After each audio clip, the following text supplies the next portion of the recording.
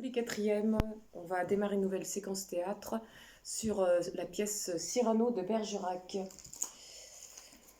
Alors cette pièce, c'est une pièce qui a connu et connaît encore un très très large succès. Elle continue d'être adaptée régulièrement au théâtre comme au cinéma.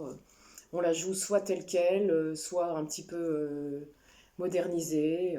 Et c'est une pièce un petit peu mythique, hein, on pourrait dire ça. Alors, si on regarde à la page 136 dans l'introduction, on vous propose de découvrir les personnages dans Le saviez-vous, les deux rubriques en bleu.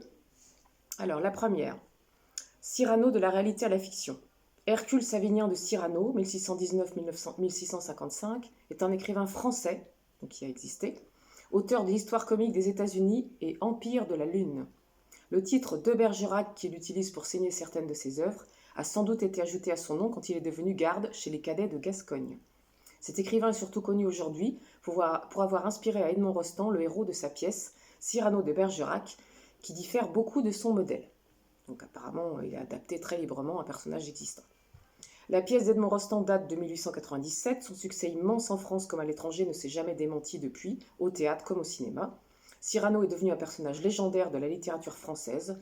Une statue du personnage de fiction a même été érigée sur une place de la ville de Bergerac en Dordogne.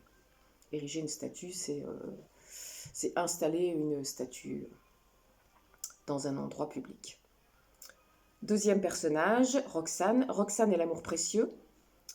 Madeleine Robin, un des personnages, s'est choisi un nom de roman à la mode, Roxane, comme le faisaient au XVIIe siècle les précieuses. Ces femmes nobles et élégantes se réunissaient dans des salons intellectuels et avaient une vision très codifiée de l'amour, réglée par la carte du tendre, carte d'un pays imaginaire des sentiments. Alors effectivement, à l'époque, certaines femmes qu'on appelait les précieuses étaient des femmes qui aimaient beaucoup parler littérature, parler la belle langue française.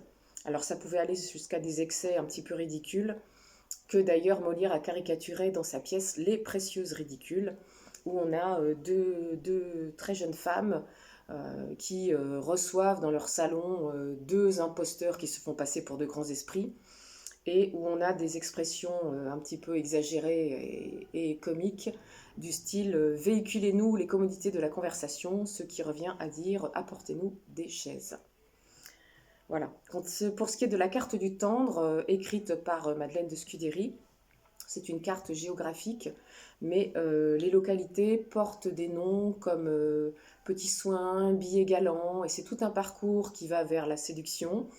Et il ne faut pas s'égarer parce que sur les côtés, on a la mer d'indifférence, par exemple. Quelque chose comme ça de très, très romantique, exagéré et un petit peu ridicule, comme je l'ai déjà dit précédemment. Alors ensuite, vous avez page 137, l'activité 2, où on vous invite à visionner sur le site de l'INA le reportage sur le tournage au Mans du film Cyrano de Bergerac du réalisateur Jean-Paul Rapneau. Donc vous irez regarder ce petit reportage. Et ensuite, je vais vous demander de faire l'activité 2, page 137, en répondant aux questions A à D.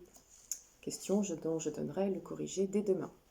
Alors, vous avez l'affiche également, page 137, sur laquelle on voit de façon pas très très claire le personnage de Cyrano, interprété par Gérard Depardieu, immense acteur français.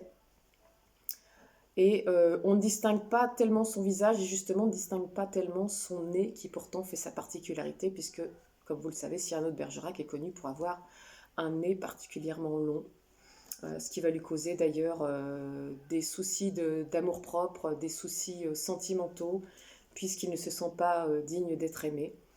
Et ça va être tout le côté pathétique de la pièce, de cet homme qui ne se sent pas capable de pouvoir prétendre aux faveurs de la femme aimée, comme on pourra le voir dans les scènes suivantes.